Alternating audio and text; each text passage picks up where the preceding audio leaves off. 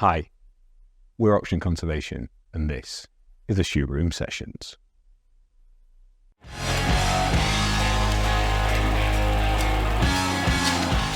Charlie, welcome to the Shoot Room. Oh, it's a pleasure to be here. Can you tell people who you are and what you do? Yes, I'm Charlie Courtenay. I live at Powderham Castle. I'm the Earl of Devon. I'm a crossbench hereditary member of the House of Lords.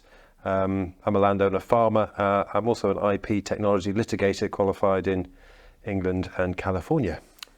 So that's somewhat of a CV, isn't it? I just like to do lots of different things. Can you take us through some of those different things? So if you reached up for the book, which I don't know if you've written yet, but pull it off the bookshelf, and what would your career contents page look like? You know, I started life as a barrister, learning landlord and trust law and practicing that.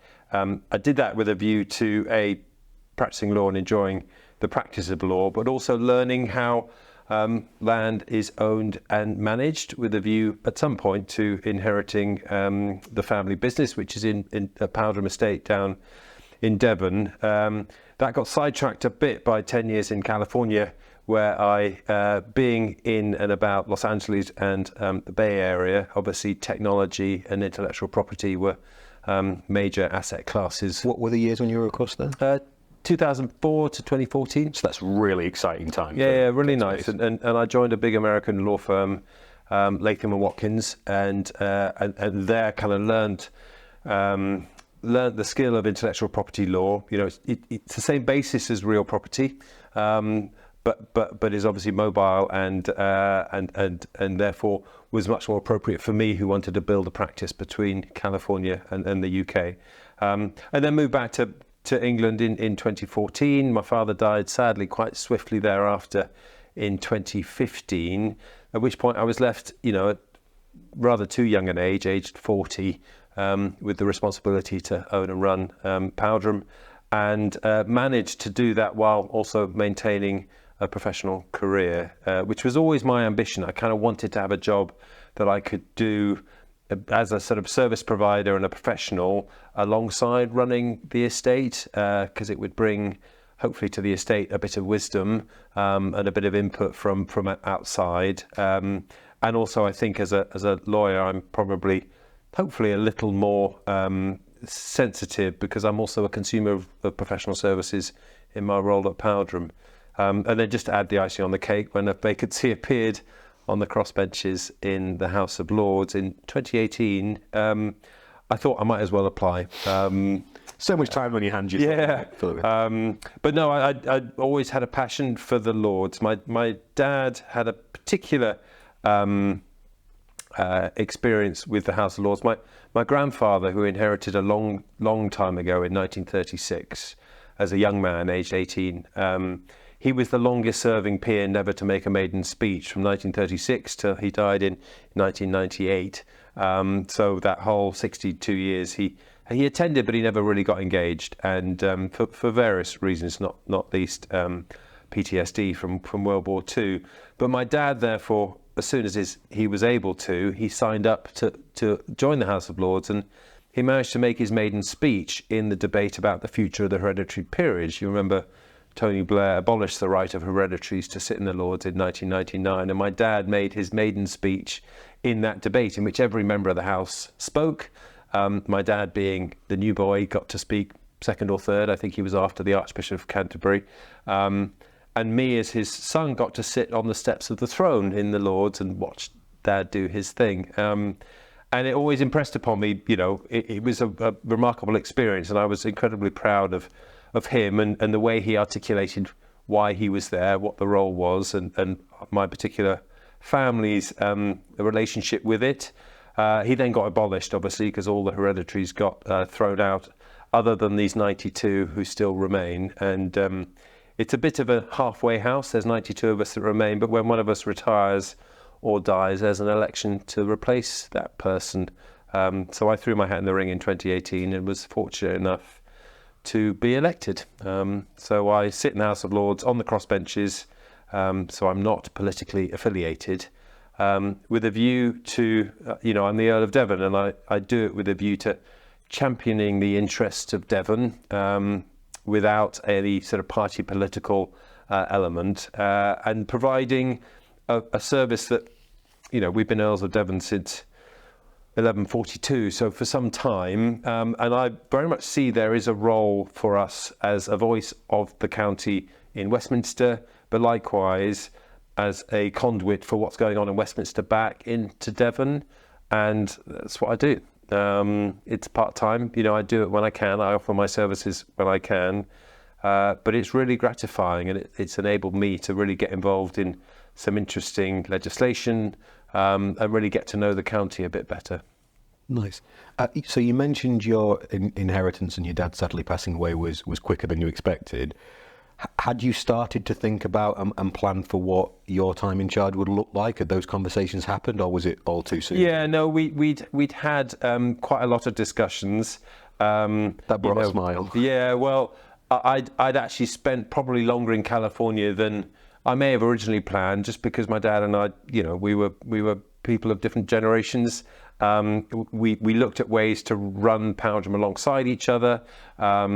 We struggled with that, and I decided that I'd spend time away, let him do it his way, and then when the time was right, I'd come back with my family and we do it, and we do it our way, and that actually worked. I managed to get home beginning of 2014. He sadly passed away in the summer of 2015, so we had 18 months of sort of working alongside each other. I'd known Powderham, obviously I grew up there, and was well aware of how it works, and incredibly cognizant of the huge amount of work my grandfather, grandmother, my mum and dad had done, and was able really to pick it up and run with it. And lots of people have said, what did you do different to your dad, on the basis that we're obviously different in many ways, and it's like, I'm not doing anything different, but I'm doing everything differently. And obviously there's some new projects we've undertaken and that kind of thing, but these businesses really are themselves, and we're only the stewards of them. The estate is what it is, and we can't change it that much, or it loses what it is and what it does. And I'm incredibly respectful of its traditions, its heritage, but also I'm very cognizant that it's a modern business, and it needs to be modern and up to date in order to survive and to flourish. And that's been really, really satisfying. And that balance between old and new is interesting. We describe ourselves as an 800-year-old startup social enterprise, and it is. You got that real startup energy, particularly as you really haven't got a clue what you're doing and when you begin, but you've got that wonderful heritage and experience, both in the business, the buildings, the land, and the community that it supports. I think what's lovely has been the way we've been able to see you use that as very much a feature and a positive, and not see it as a weight or an anchor to the past. I think there's been lots of ways you've evolved the estate as you've moved forward, which we'll get onto, I'm sure. Yeah, and I very much see it as a place of story, a place of narrative, and it's, Powderham and the role in the Lords are similar and complementary, in that you've got to make some sense of this ridiculous length of story that we have, but that is a really nice sounding board for everything we're trying to do going forwards. We have one particular project that's just sort of taking shape with Exeter University and a couple of other sort of ancient estates, that revolves around past harvests and looking at medieval and feudal land management processes with a view to informing how we manage our land in the future, the sort of environmental land management movement. And there was an awful lot of learning from ancient land management that actually is probably applicable again. Now we're realizing that the industrialization of farming land management hasn't been that kind. They farmed back along, in a sustainable way, because that's how they'd always done it, and they knew that it worked. And we slightly forgot about that, the excitement of nitrogen fertilizers and a machine farming. And if we can look back to how we were managing land in the past, I think there's a lot to be taken from that. Yeah, some of the best innovations are definitely found in history, and just reapplying them now. Yeah, I wrote a piece a few months ago now about that applying to the sporting world. Yeah. So things that people herald as this new great thing. So we were talking about Pep Guardiola before we started. I'm not a soccer fan. I talk about soccer so much on the podcast. The false nine that Lionel Messi played for him at Barcelona was from a Hungarian team in the 1950s and things like that. So you nicely took us on to sustainable land management there. So I've heard you use that phrase before and talk about it. In the context of you and Powderham, what does sustainable land management mean? So, one of the privileges and pleasures of running an old family business like Powderham is you can run it to a longer horizon, perhaps than your normal commercial enterprise. And, can you give people an idea of the scale of land you're talking about? So Powderham is 3,500 acres of land on the west bank of the River Estuary. It's a mixed arable pasture woodland estate, very much centred around a historic house called Powderham Castle that sort of sits in a deer park. Traditionally would have been farmed by tenant farmers and with a home farm just around the castle. It's now largely farmed in hand. But we've obviously been managing that land for centuries, and we manage it with a view to that long term. I'd hope that we can still be running the business in 100, 200 years. And so the decisions you're making about your land management have that much longer term horizon. And that is the basis of sustainable land management. It's like you have an asset, a shop floor, a factory floor that is your land. How are you best to manage that with a view to the next generation and the generation after having the same abundance and ability to manage that land as you do and as previous generations had? And that conflicts somewhat with the commercialization of farming and the industrialization of it, and this idea that the average farm business tenancy these days is less than 5 years in length. A lot of farming is done in quite a highly leveraged, financed way, and obviously if you're financing your farming activities, you're looking at what your returns are over a short period of whatever your bank loan is, and that can only encourage you to extract as much value as you can out of the land during the time of your tenure. That word's so important, isn't it? Extract. Yeah, and it is. And I mean, you only have to look at the amazing work of Professor Dasgupta, Partha Dasgupta, in his The Economics of Biodiversity, and you really understand how much of our 20th century land management and previous, was all about extracting value out of nature that no one ever paid for. No. There was no recognition of the value that was being consumed. Yes, you had your profit and loss sheets for the actual business on top of it, but no one ever saw, the soil that was being depleted, the forestry that was being taken away, the erosion that was happening, the pollution that was happening as a result. So I'm just reading a book called Pricing the Priceless by Paula DePerna at the minute. Amazing book. And there's a section in there that offers up a thought that's one of those that hits you and you think, how on earth hadn't that clicked before? If you look at the impact of a large-scale pollution incident, so an oil tanker incident, for example, that will appear as a positive for the financial statement of that company, because the wages that have gone into clearing it up, the equipment, the machinery that needs to fix it, will be viewed as an economic positive. There's no negative for the dead fish and the dead species at all. That's how mad a world we've got. Yeah. And she advocates that actually it's the absence of pricing on pollution, and in her case carbon, that's the real cause of climate change, not fossil fuels themselves that we've demonized. They're not sat there going, please burn me. The absence of any form of negative as a result of doing it. Yeah. Pricing the priceless. So, and you say, why were we not aware of it? What I find fascinating is we were aware of it. You read Alexander von Humboldt back in the 1780s, 1790s. He was traveling around the world. Really? He visited Venezuela, Colombia. He was looking at what those early, empire was doing in terms of consumption of forest, consumption of trees, erosion of the land. And he was writing, we are messing this place up. And I think he was one of the most popular authors, certainly in Napoleonic France and Europe at that time. Everybody was consuming him, and we knew that the rape of empire was doing what it was doing. We were just able conveniently to ignore it because it was happening to the global south. It was happening outside. We were in Europe reaping the benefits of it, and then obviously we discovered hydrocarbons and an even more efficient way to do that. Destroy the planet, yeah. We have known about it. We've just been able to conveniently ignore it because it's affecting other people. When did your connection to nature and the natural world first start? Can you pinpoint a moment or a time? I spent my childhood with ferrets in a box and nets out in hedgerows, catching rabbits. And Charlie, that's the biggest smile you've had since you started talking. Yeah. Well, I walked around the estate the other day, around the outside of it, and which I haven't done for a long time. And it's like, I know the hedgerow. The nice thing about Powderham, yes, it's a relatively large area of land, but it's small enough that you can know every hedgerow. And of course, I did know every hedgerow from those days. And so I've always been out and about.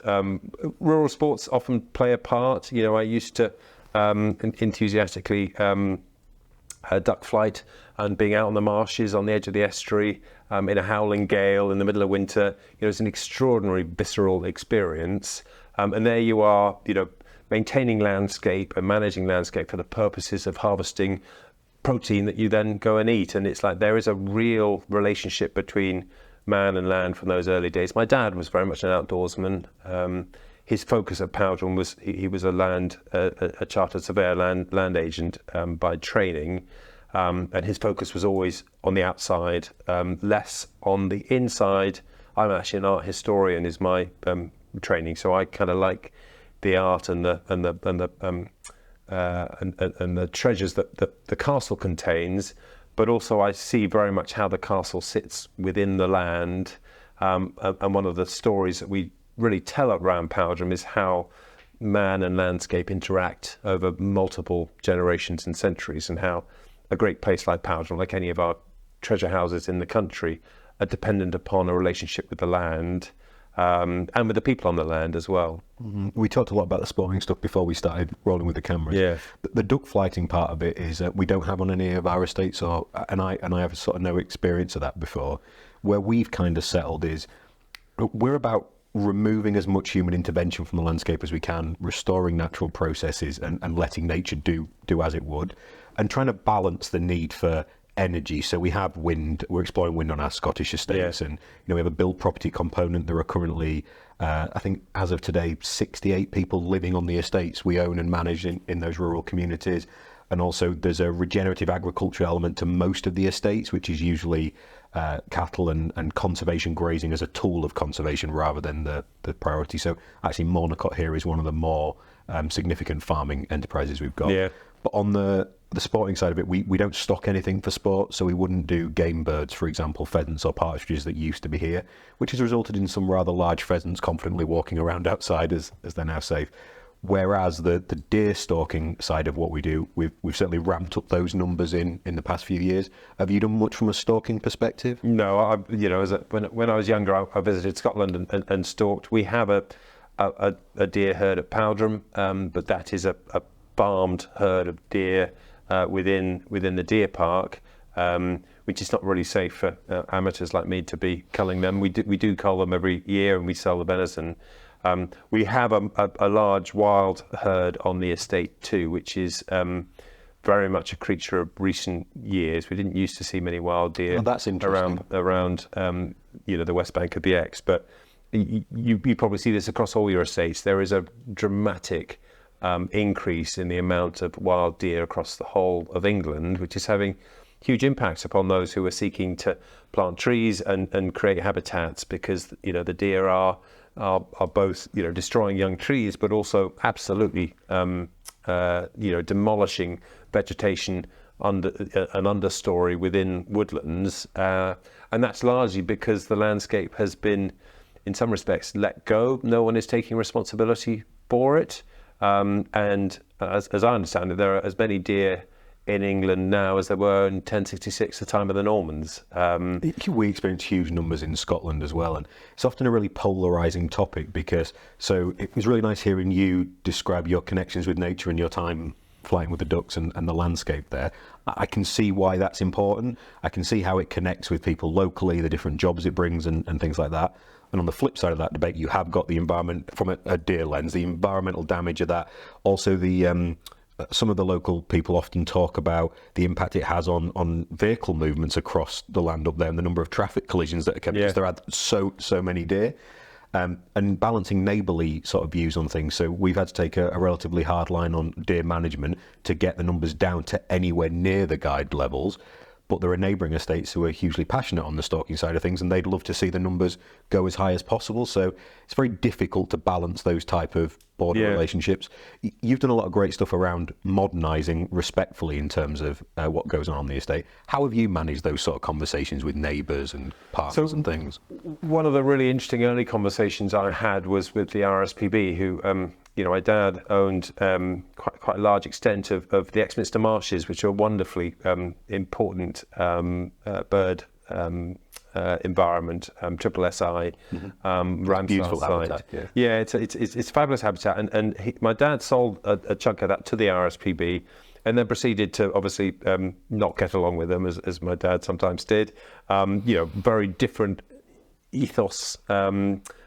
Him as the traditional landed estate owner who loved his hunting and shooting and fishing, and then very much with a view to protection of the birds. And I sort of turned that on its head and thought, look, we both actually have exactly the same interest, which is in maintaining this environment for the benefit of the habitat and the bird life.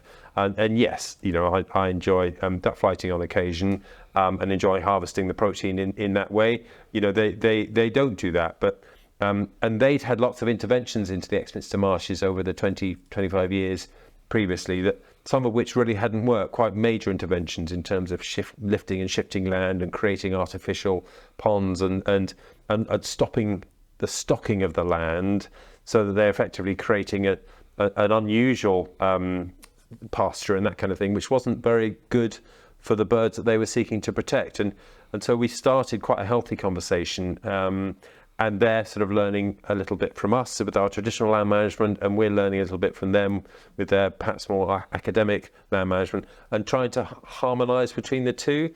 Of course, they, because they're well funded and fairly absolute in what they wish to do, are able to string electric fence around the whole of their marshes. Like, well, yeah, but the average farmer is not going to be able to do that. And what does that do for your migrating biodiversity that actually makes its way across the marshes? That's not particularly good for your badgers and your foxes, and obviously the things they're trying to discourage across that landscape. But we've since had quite a lot of success in developing a bit of a grouping around the whole estuary with interested parties to explore what potential biodiversity projects we can undertake, environmental land management schemes we can undertake, and Natalie Holt, who runs the reserve down there, and I have talked a lot about these things. And it's the Exminster marshes are a great example, because they run from Powderham all the way up the west bank of the Exe to Exeter and the port in Exeter, the Exeter Canal.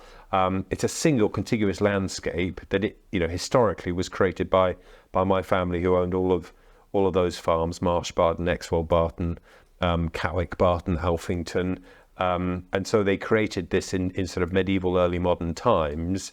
And obviously they're all engineered to run together, all the drainage works together.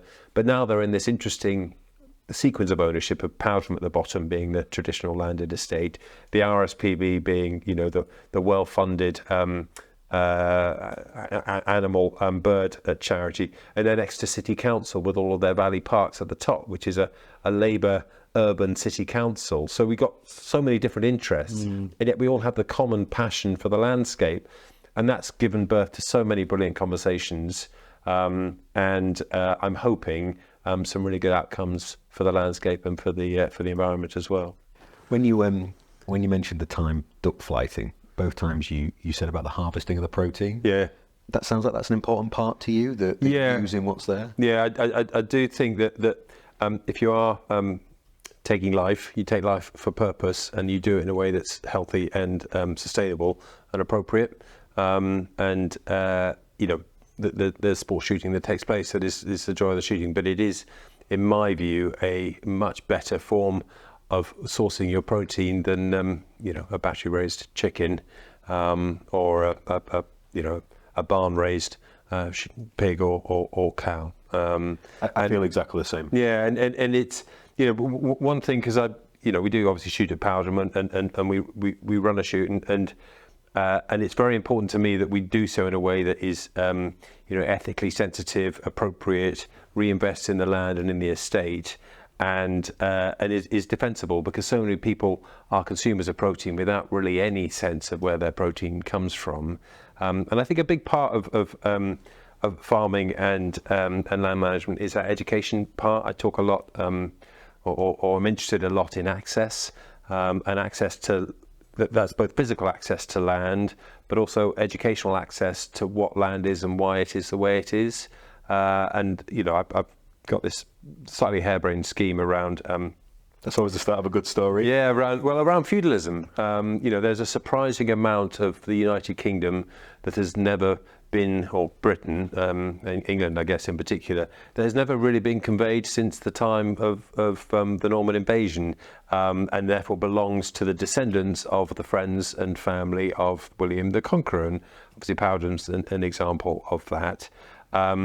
And there's this concept in modern land ownership, and probably Victorian Edwardian land ownership, that private ownership of land gives you the right to exclude all others. And it's my land, and I can keep you off and do with it as I like. And it's like, well, that's not really right if you think about how a feudal lord owned and operated his land. He owned a bunch of obligations to his sovereign, and in those days it was defence and providing soldiers for defence of the realm, etc. And you convert that into a modern day. Well, you provide defence against the challenges of climate change. You provide clean water. You provide fresh air. You are providing a certain number of public goods to the community that you serve as a result of owning the land. And that's almost a feudal concept, and it's an end run around this idea that somehow land gives you the right to exclude all others. It's like, it doesn't really. It gives you an opportunity to provide a bunch of public goods, which is part of your freehold interest in the land. That is fascinating. So Abby, who's sat behind you in the corner of the room, her and I write together a lot, and there's totally going to be an article. Yeah. Well, I ran it past Guy Shrubsole the other day, and I talked about a little bit in the Lords, because I do want to explore. There is some value to having these long-standing stories and narratives that we do, and it's like, let's look at what land ownership is about. Let's look about the responsibilities that you have as a landowner to do good and not to trash the environment or to trash the communities, and it actually does come back around. So there is freehold interest in land is an interest in land carved out of the sovereign interest ownership of the land, and there should be a bit of give and take in that. When you were talking earlier about, so you talked about sustainable land management and you talked about tradition. Now, those things are of course one in the same, because to inherently be traditional, it has to be sustainable, or the tradition wouldn't persist. However, I think with shifting baseline syndrome, the environment sector is very guilty of using traditional to refer to industrialised farming, whereas it doesn't mean that. Of course it doesn't. It means longer, which is so interesting. In terms of the access side, and actually, the feudal is often used as a pejorative term. It is, yeah. We had a debate in the Lords the other day around leasehold reform, and this idea of leasehold being a feudal interest, and it's like, well, feudal wasn't all bad. The feudal times were times where all of the community had a relationship with the land that was set over many centuries, but everybody had a right and interest, which is not the case now. In the modern world, the vast majority of the urban population does not appear to have an interest or a sort of active engagement with our land, and that's a huge shift. And I would love to get back to a time where everybody in the country has a relationship with the land, has an understanding of the land, knows where their food is coming from, knows why it's on their plate, because it's been killed at some point, and it's been killed in a way that is a good, or as good an outcome as possible for that particular animal, rather than now you just end up with a lump of chicken on your plate. You don't really care where it came from, and I think that's really important. As for those landowners out there that are nervous about public access, have you encountered any of the negative side of it? Have you had the fly tipping, the people, unwanted activities on the land, the damage to livestock, and the things people traditionally worry about if you do open up the landscape? Yeah, so I wasn't when the agriculture bill came before the House of Lords, I was quite involved in the debate, and the opening couple of days of committee stage were all about the elements of environmental land management, and I talked about a number of things: intertidal habitats, soil organic matter, etc. Areas that I was quite interested in. I wasn't planning to talk about access, and the debate around access began, and I was sitting in and listening to it. And obviously, there was a long-standing set of adversaries from the Crow Act back in the 2000s, the Countryside and Rights of Way Act. And I heard this debate going on. I just thought I ought to contribute my personal experience. I'd been at Powderham for 4 or 5 years. During that time, we'd had IRA bombs buried in the woods. I had the first ever outbreak of chestnut blight on UK soil. I'd had sheep bludgeoned to death with a baseball bat, and theft and everything else. It's like, so I said, look, I'm a real proponent of access. I think it's very important, but access is incredibly challenging. I'm lucky enough to live in a home with neighbours nearby, and I'm young and I'm active. But if you're an older farmer on their own in an isolated space, you're feeling pretty vulnerable. It's like access comes with a whole load of challenges. And if we're going to talk about access, we need to address those challenges. And that means access needs to be managed, it needs to be funded, it needs to be appropriate, and it needs to not be damaging to the environment and the biodiversity that we're seeking to provide people access to. And the difficulty is there's this debate of, well, there should be no access or there should be access everywhere. It's like, no, there's a wonderful middle ground there where access is funded, managed, and appropriate. We can gain access to the land and to the fresh air and the water and everything that it provides benefit to us from, but it happens in the way that the land managers control and consent to.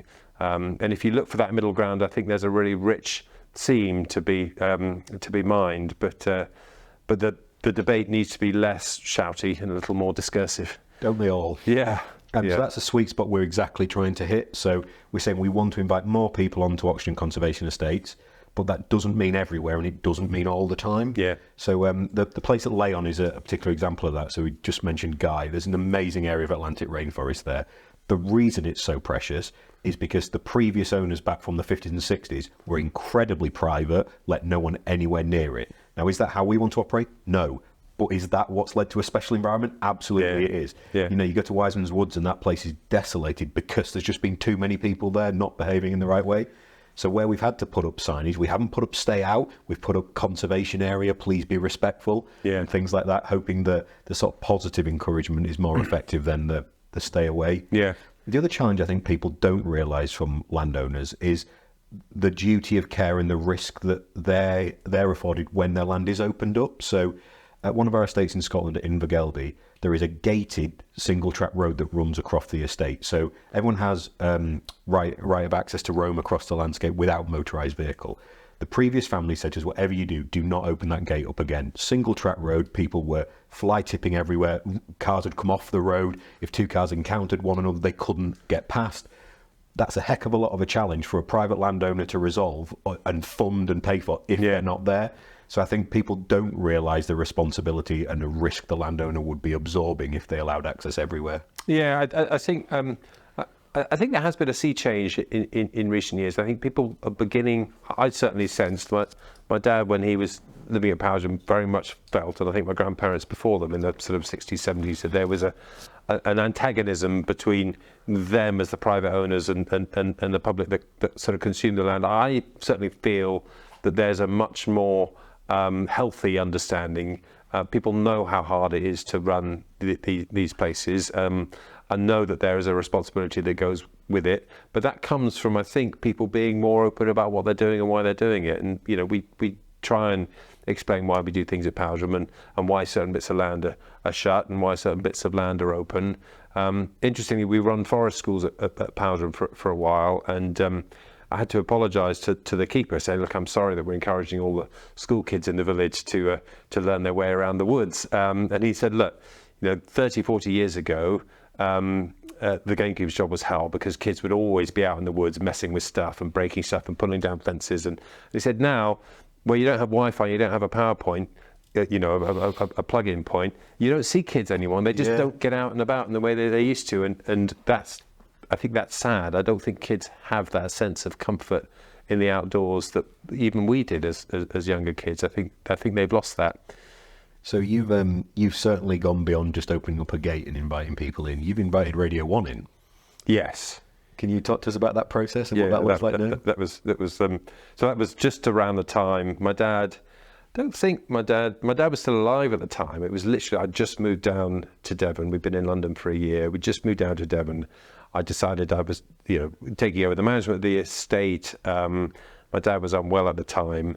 And the existing manager, bless him, we had a call from Radio 1 saying, look, we're coming past, we'd like to do a site visit because we're looking at sites for a Radio 1 music show. And he declined the invitation. And I said, how come? And he said, well, that's not really our demographic, is it? And I said, well, it might be, you never know. So I suggested they come along, and that was the summer of 2015. And sure enough, it was the Radio 1 Big Weekend Scouts. And the way the Big Weekend works is they come to a city and they say, you're our host city, provide us with a venue, we'll provide the show. And of course, they came to Exeter and said, provide us with a venue and we'll provide the show. And Exeter doesn't really have a big venue in the middle of town. So they said, look, go and look at a few places around Exeter that do live music events. And they chose Powderham. And for us, it was the first, my dad then died that summer, and it was the summer following that the event took place. And there could not have been a better opportunity for us, particularly to get to know Exeter City Council, who obviously were putting on the show, and Timbridge District Council, who is our local council, who were licensing the show. So instantly we were in joint production with our two local councils, but providing an event that is free to the local kids. And Powderham suddenly becomes a place where 50,000 local kids have had the experience of their life. Does it feel like inviting 50,000 people to your home? I mean, it was crazy. It was also, I didn't have an infrastructure, right? I didn't have a whole team. It was me, AJ Dick, the keeper who manages the park, and we went. What was brilliant is we went out because we thought, well, we need someone who knows about live music production, and so we went to some of the big, production consultants saying, can you do it? Can you do it? And they said, yeah, we'll do it. We'll take X cut of whatever the revenue or tens of thousands of pounds in fees.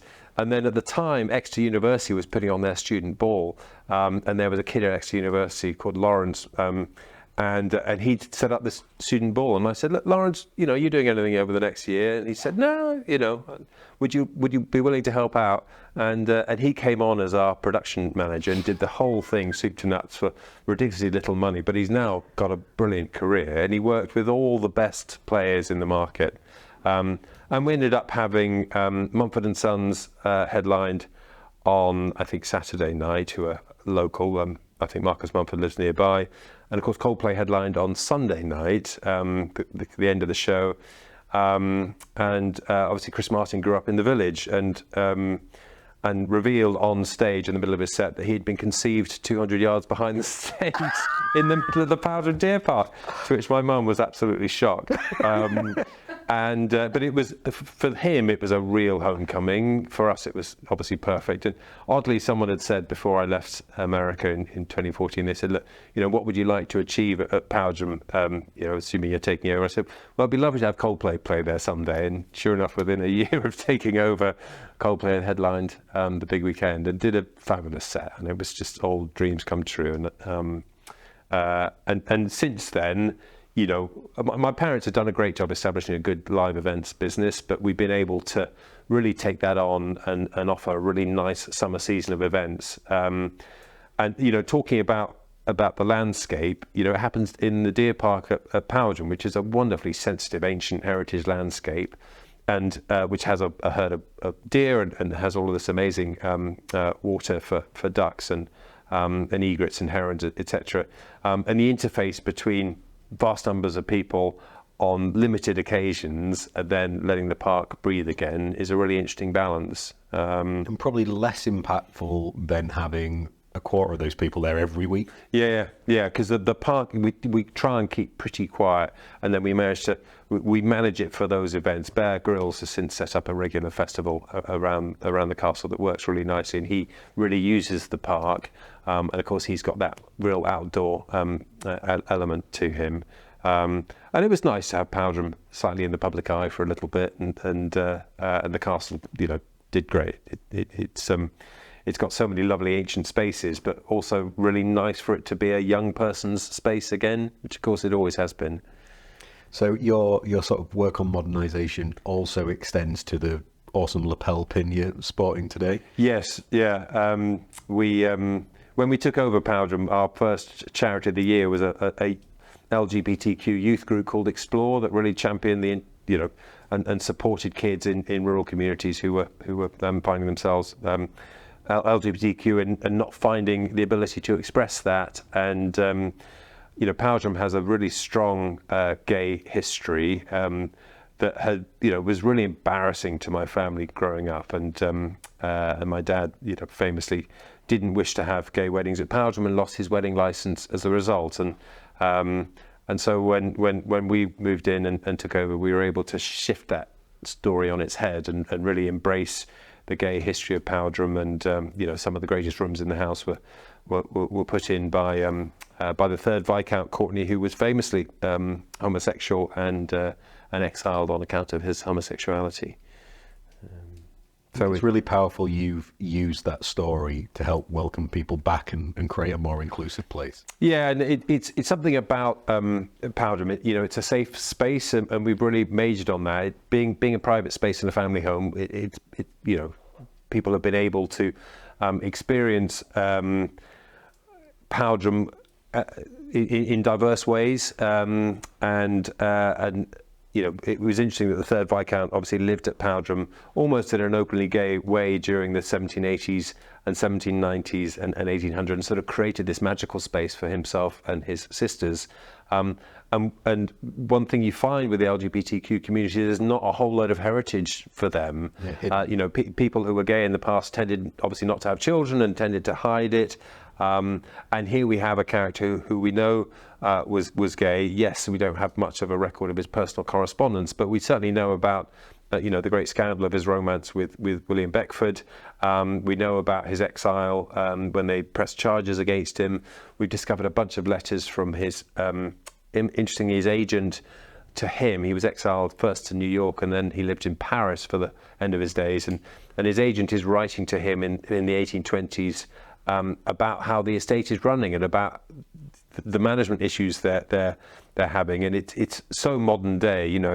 He writes an account of visiting the estate and how the squirrels are decimating the trees in the new plantation. It's like, geez, that's happening today. Like, we haven't moved on at all.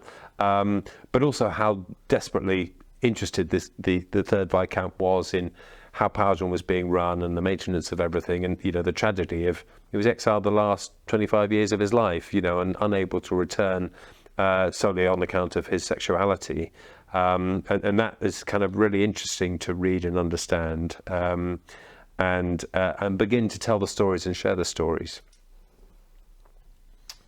When you've made what locally might be viewed as sort of big changes across the estate, have they always landed positively? No, I think, certainly the live events business is the one that sort of impacts people the most. We've worked really hard to communicate what we're doing and why with the community so that they know. The rest of what we do in terms of land management, etc., tends to be fairly, as we've talked about, fairly sustainable and fairly traditional, and we don't try to change things too much.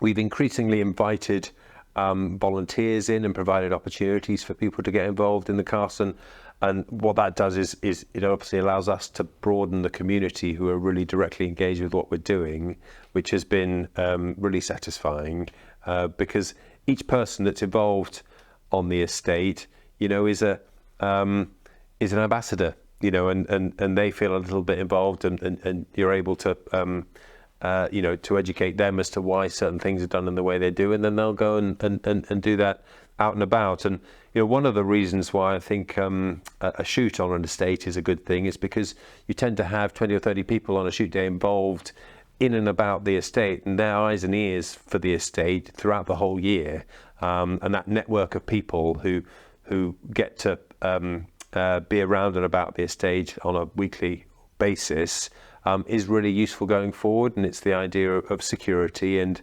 awareness of environmental impacts and such, which is really important. Whereas an unkeepered estate or unshot estate, you'll only really have the forester and the farmer, and both of them have particular interests as to why they're doing what they're doing on the estate, which may not be common across the whole estate. And so I like bringing people into the estate and giving them that opportunity to learn about it. When you have volunteer groups, who looks after and manages those when they're on site? So we've got a volunteer coordinator now, and it's something we've really encouraged over the last year or two.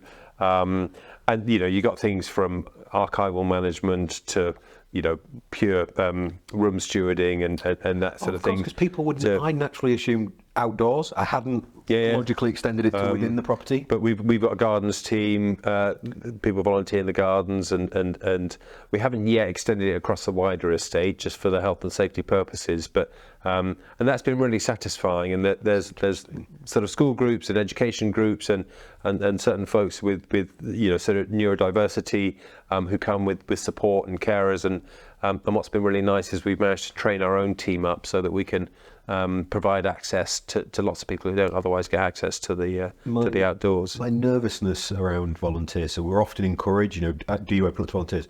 We've had some groups in Wales work there and in our site in the Yorkshire Dales. I worry on twofold. One is the health and safety side of it, without the appropriate coordinator on site, and because we're dispersed across 10 estates, we can't have 10 of them. The other bit as well is there's a very reactionary element within the environment sector that would say, well, if you're inviting in a volunteer, that's inappropriate. It should be a paid position.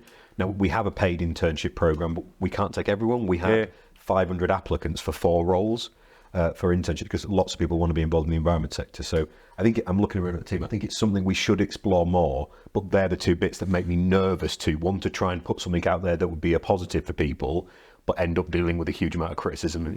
So I think it's got to be a fairly explicit transaction. If they're getting something, they're getting access, they're getting that interest and that training and that experience. And yes, you're benefiting from their support and their help. And as long as that's relatively transparent, I think it works. Fair, but also, and we've really embraced it.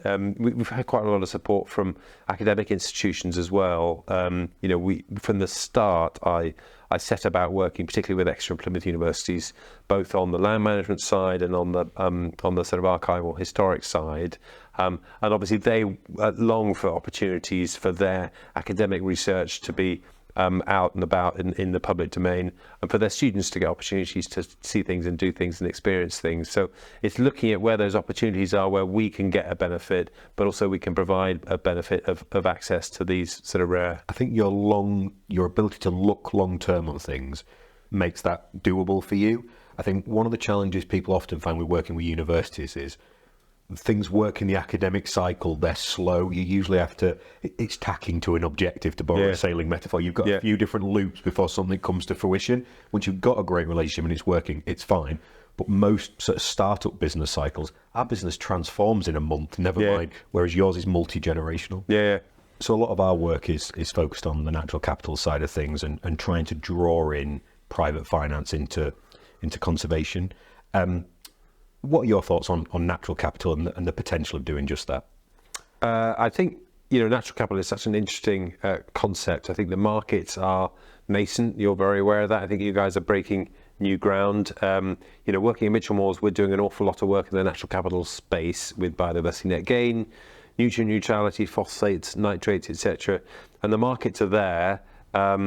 The interesting thing that I've been wrestling with and trying to understand from a legislative perspective, is how you layer that over your otherwise sort of government-funded management prescriptions, and the extent to which you can validate. And then I think you guys probably are sort of ahead of the curve here, is how you validate what you are offering.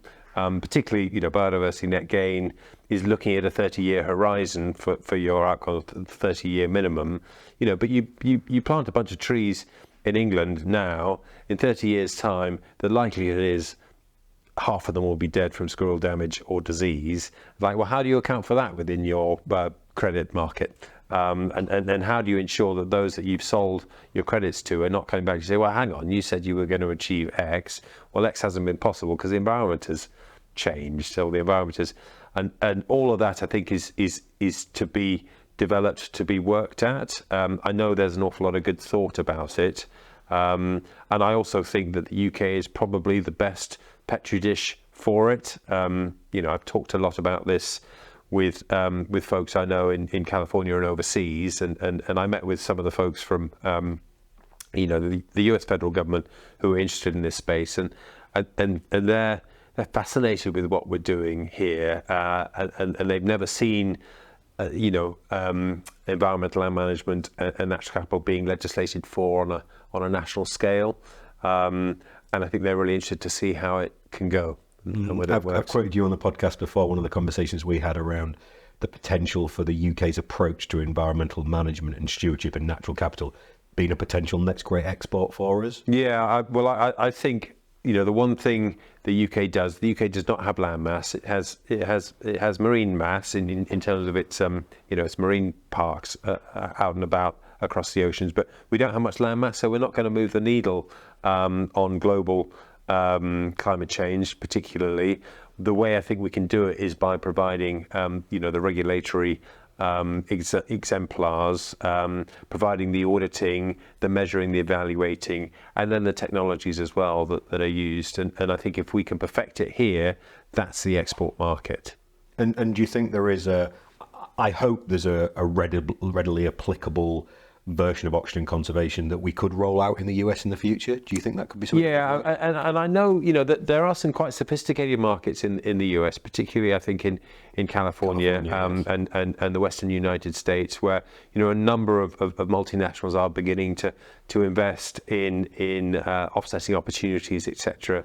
But they tend to be very much private markets, and there isn't the state blessing or intervention in it, and that's where I think the UK is working, is that interrelationship between the sort of the state, because someone needs to set the base, and obviously we're all waiting for that to be DEFRA, and I think they're thinking about it too, and certainly what I understood to be the Zach Goldsmith approach, and I think Zach's probably the person who can claim a lot of the credit for it, was to get this initiated through the public realm, but then allow the private realm to come in on top and supplement what is being done across the country. I've been a little perturbed by the NFU and others, the sort of farming fraternities view of SFI and environmental land management, which seems to be a little bit reluctant and a little bit hesitant.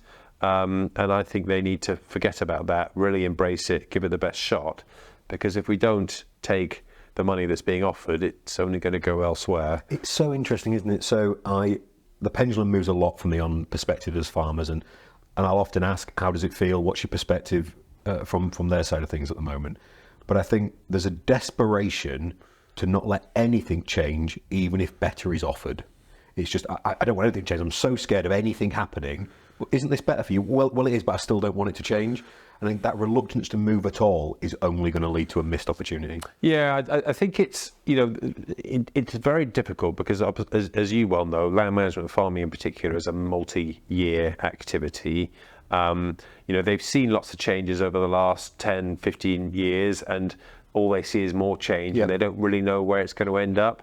I pushed quite hard for the transition period to ELMS to be longer than the 7 years that we ultimately legislated, on the basis that I thought it was too fast, but equally we need to grasp the nettle and actually make the change, because otherwise everyone's going to be sort of sitting tight. So we probably ended up with about the length of time that is necessary. I think DEFRA hasn't quite got the mix right as to what they're funding. And you've obviously seen with, I think, the wild bird seed mix, everybody's thinking that's the best thing ever, and you're taking land out of production. They're saying, well, hang on, you can only do this now for, I think, 25% of your. It's like B&G, the recognised cheat code is other neutral grassland. Yeah. Put everything. No, don't do that. That's not what we intended. Yeah. God, I'm defending DEFRA. I didn't think I'd do this. I have some sympathy for DEFRA. So I sat on a panel with a representative of theirs recently, with a room full of people going, we need more guidance. I was like, can we just stop a second? They're going to issue guidance. Half the room's going to hate it and tell them it's the wrong guidance anyway. So no one's going to be happy. Let them get the best guidance out possible, and then let's over time work on these outside cases that don't quite work. Yeah, and I do think, I think it's a really exciting time. You see what's happening in France. We all saw the tomato soup over the Mona Lisa. The French farmers are up in arms about how the European Union is handling similar things. I think English farmers and Welsh farmers are having their own issues. I think they're patient. I think they're nervous. I think they're stretched. I think farm budgets are really stretched at the moment. And we're recording this in April, and the weather is not helping them. Really tough. Which ironically, again, is an element and a result of climate change, which is the very debate we're having, and it's complicated. Yeah. I think it's really difficult, but I do hope that there's sufficient resilience within the variety of farming that we have in England that we'll be able to get through it, and certainly be able to continue to feed ourselves. Because that's where the NFU is particularly nervous at the moment. I've met they got a new leadership in the NFU, and they are particularly nervous that we're forgetting about the importance of food in everything that we're doing. I think I can't help but feel it's an overplayed narrative when you have got 30% of food not leaving a farm because it's not picked or doesn't meet the aesthetics that it needs to, and a further 30% of food wasted in the processing system and in the home. I just think, again, it's trying to simplify an incredibly complex array of issues into one blunt tool, and that I don't think that helps unite a conversation. It's just people arguing. Yeah. I think they've got to come together and think through. I mean, obviously, the food processing and the supermarkets are hugely important in the process. And they are pushing farmers really hard. Yeah, and they're making farmers squeak a little bit. I think the issue will be when we begin to see farmers going out of business. And obviously there is quite a big turnover at the moment. This might be the year for it with the weather kicking in as well. Yeah. So fingers crossed we can get through it and have a bright, shiny future. Charlie, that's an absolute perfect way to end. Thank you so much for sparing the time. You are probably the busiest person we've had sat there, so I really appreciate you coming in, and it's been an absolute pleasure having you on the show. Nice to be here. Thanks, Richard. Thanks, guys.